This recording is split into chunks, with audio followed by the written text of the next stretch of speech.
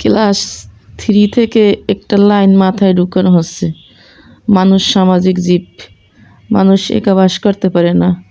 একা ব্যাপারটাতে মানুষের অনেক ভয়। আসলে কেউ একা থাকে না, যে একা সেও মূলত একা না, কিন্তু সময় পরিস্থিতি মানুষকে অনেক সময় একা করে দেয়। জীবনে যে কখনো একা থাকেনি সেও কয়েকবার পরীক্ষার হলে গিয়ে অনুভব করে কেউ নেই। একা শব্দের প্রাচীন ভীতি তাকে আঁকড়ে ধরে,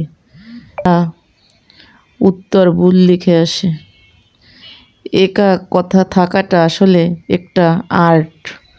এটা শেখার ব্যাপার, অনুশীলনের ব্যাপার। সবাই একা থাকার সাহস করতে পারে না। অনেকের মতে এইসব ভাবনাই পাগলামি।